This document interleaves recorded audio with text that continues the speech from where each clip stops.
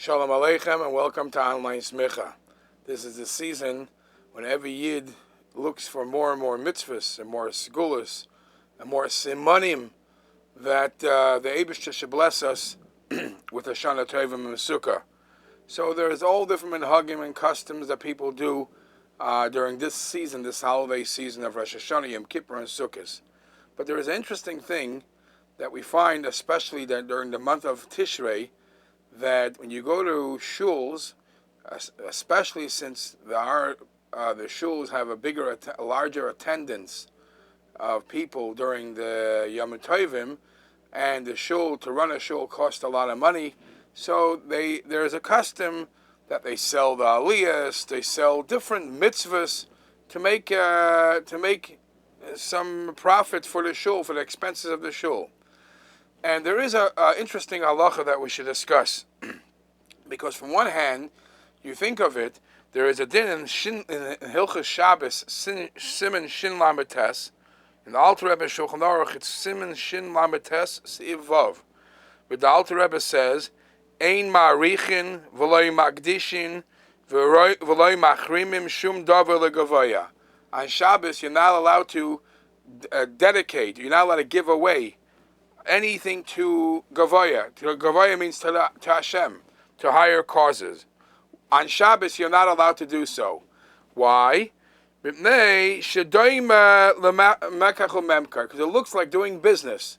You're changing ownership, you're passing over ownership. That's a form of transaction. It's like a business deal.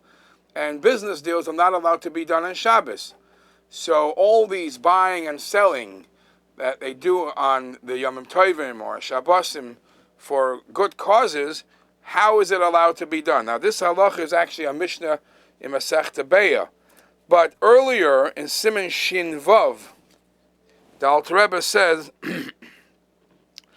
Siman Shin Vav Seif Yud Dalid, Mutar Lifsoit Stakala Aniyim.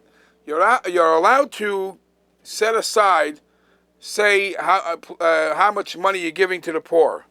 Shadibur shel mitzvahu, because this is the Alter Rebbe earlier in Siman Shin Vav talks about the type of speech a person is allowed to talk on Shabbos v'Yom Tov on Shabbos. So it says you have to have holy talk, not the mundane talk. So a dibur shel mitzvah, something connected with a mitzvah, is allowed to. Now here there's a question. Later on we say that you're not allowed to do anything that, obviously real business, because it's a gzeira shema yichtov. You might write down the business deal, and anything like a business deal, like we mentioned, hekdesh, you're not allowed to do on Shabbos. And now we say that to dedicate, to give away tzedakah, say how much tzedakah the poor people are going to get, you're allowed to do on Shabbos because it's a dibur shel mitzvah. Says the Alter Rebbe, "Ve'eina doimel l'marich." You cannot compare it to the din that I mentioned before. Over there, it's taka asur mishum shvus. Over there, you're not allowed to.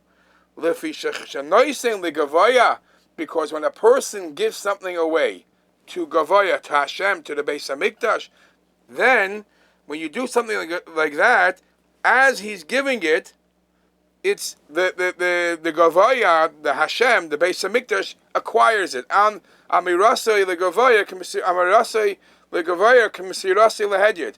By saying it is as if you're giving it over, and therefore daima lemekach memker. It's considered as if the deal is over.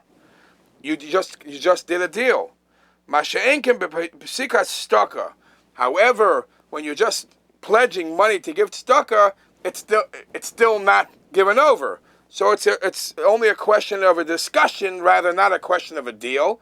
The deal didn't happen yet. It's a question of a discussion, and if it's a question of discussion, it's a dibur shel mitzvah, which is allowed to be done. Then he goes on to the next sif. Yesh oimrim, there are those that say that when you get an aliyah, and after the aliyah, it's customary to make a mishaberach. So so the Alter Rebbe says, Asur loy lifsoy kama yitain. He's not allowed to. He should not say an exact amount. You give him the bracha for getting the aliyah, and he says, And what should be said, okay, he's promising, he's pledging to give tzedakah, because that's a dibur shel mitzvah. But the second, when you start getting into the details, that becomes more or extra than what you should be saying and discussing on Shabbos v'Yom Tov, on Shabbos. So that is perhaps something that should not be said, the details. However, the custom is to be easy. You are allowed to say how much you're pledging for the aliyah, because you're not allowed to give something to Gavoya, to the Beis Hamikdash. That's done. That's given over. But the pledge tzedakah is allowed to be done in Shabbos. Now, this is as we find how we could find our way through between the different why some things are allowed, some things are not allowed. There is actually in some communities they have a custom, which is a fascinating custom. It's a very noble custom, and it's right. It makes this halacha even better, and that is if there is a public bid, open bid for aliyahs, chasam Torah, chasam Bereishis, whatever it is. So now there is something like in a shul. Some believe that even a shul has this issue of amirasei legavoya. So they have this custom. The custom is that whoever wins, whoever is the highest bidder, gets the aliyah and he pays the highest price. But everybody else who bids, whatever price they committed to at their time, they also give it to tzedakah.